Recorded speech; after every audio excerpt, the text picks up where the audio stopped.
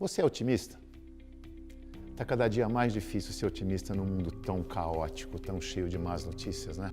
Mas eu vou te mostrar uma ferramenta que a gente usa para entender o contexto e que nos capacita a fazer planos para o futuro, apesar de tudo que nós estamos vivendo. É uma ferramenta que ajuda a passar por essa transição.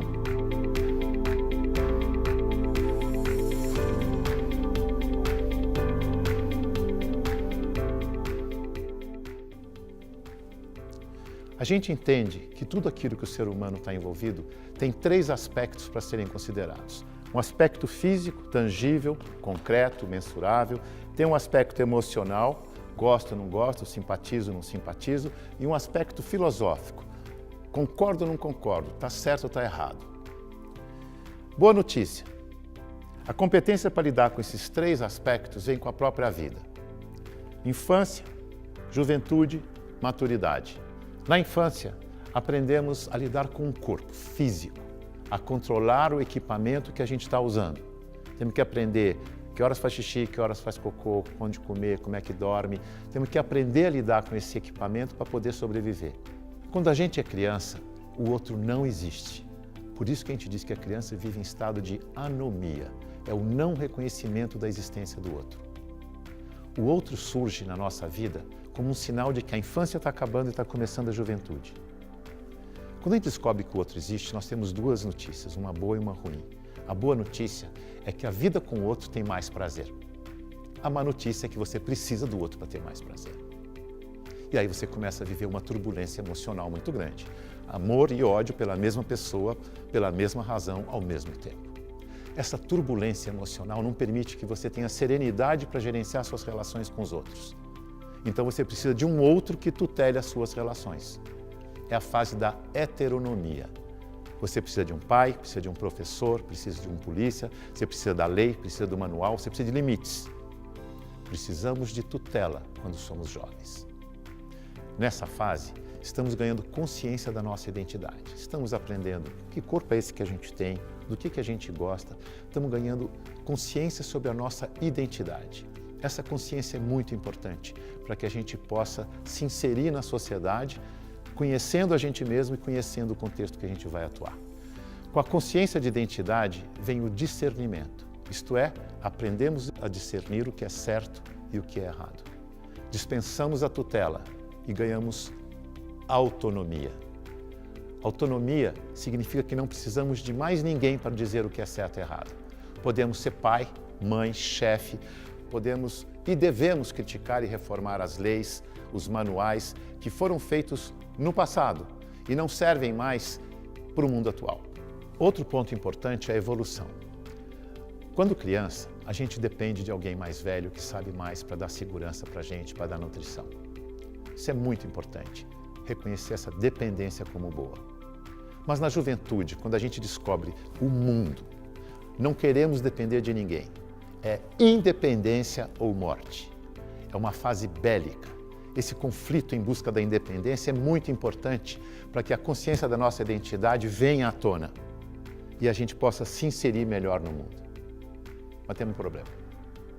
A busca da independência é uma fase e ela tem que passar para a gente amadurecer a partir da compreensão de que a vida é interdependente e que a independência é uma ilusão juvenil e perigosa quando falamos de evolução.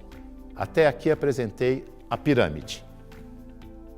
Ela representa o físico, o tangível, o mensurável, que com o tempo vai dividir nossa atenção com as relações e com a consciência do futuro. Por isso temos a espiral. A espiral representa o intangível, o conhecimento, as relações, o futuro. É assim, vou explicar. Quando criança, a nossa cabeça está fechada, o outro não existe. A nossa cabeça vai abrindo aos poucos e vai cabendo o outro, vai cabendo a escola, vai cabendo família, vai cabendo o trabalho, vai cabendo a sua mãe que ficou velhinha, os seus netos. Você vai ampliando a sua capacidade de considerar o maior número de informações e variáveis para tomar uma decisão, gerando maior benefício com menor risco. Esta evolução que representa a espiral é o projeto do ser humano. Sair da anomia infantil, passar pela heteronomia para chegar na autonomia da maturidade, tornando-se capaz de lidar com situações de maior complexidade, tomando decisões que gerem maior benefício com menor prejuízo. Se viemos bem até aqui, vamos seguir em frente e falar de mercado e de sociedade. No mercado sem concorrência, o outro não existe. E o foco da empresa é muito físico, muito concreto. Pessoas não são importantes.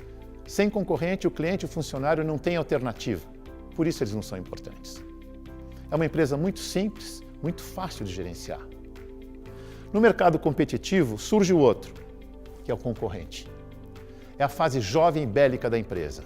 Ela diz que o cliente é a sua razão de ser, mas odeia que isso seja verdade.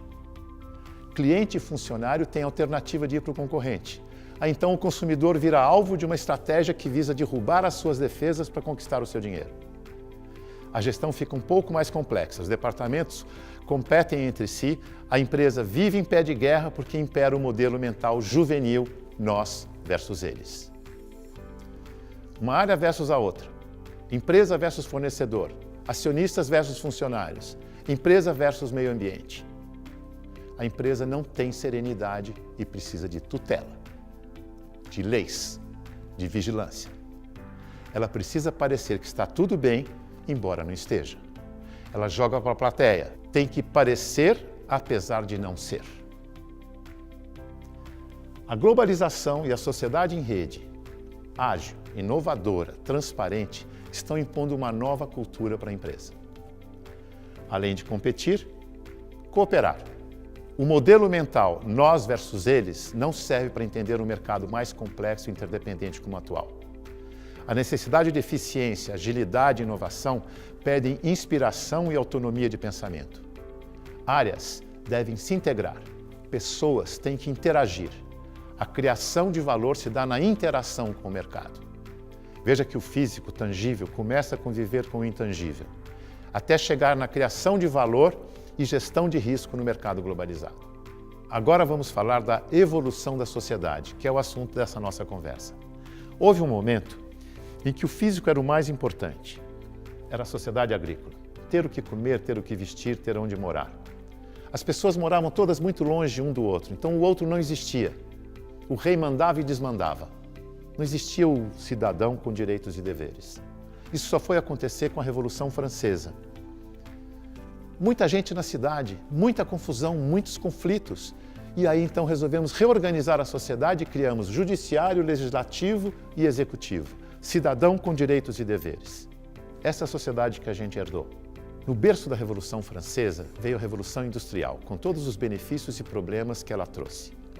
Talvez essa seja a fase jovem e a mais bélica da nossa história. A luta por expansão de territórios, as grandes guerras aconteceram nesse período. Vimos colônias lutarem por sua independência. Criamos a ONU, Organização das Nações Unidas, justamente porque havia só conflitos. Surgiram as grandes corporações multinacionais que controlavam os mercados, como GM, Toyota, Shell, Esso. Endeusamos as máquinas e a juventude.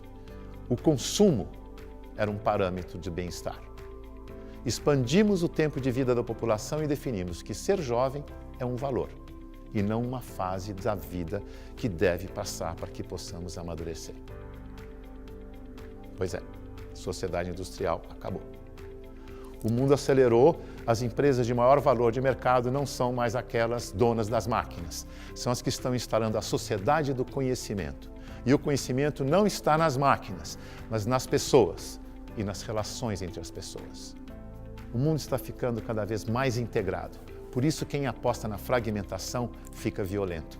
São cabeças jovens e bélicas, românticas e de pouca ciência, típicas da sociedade industrial. A tomada de consciência sobre o valor das pessoas e das relações é o que vai definir o nosso futuro como mais humano, seguro e divertido. É daí que virá a melhor inspiração para a inovação, a ciência e a tecnologia. Mas para isso, temos que amadurecer. E a gente sabe que amadurecer não é fácil. Daí o desafio e o risco de dar tudo errado. Nós somos a geração de transição. estamos aqui. Nosso papel é ajudar a fazer essa transição com o menor custo, o menor risco e o menor sofrimento possível. Eu sou otimista, apesar de tudo. Principalmente porque depois que a gente passar pela transição e amadurecer, vai ficar muito bom. E se você ajudar a fazer essa transição, você começa a se divertir desde já. Estamos juntos. Boa sorte para você, boa sorte para nós. Até a próxima.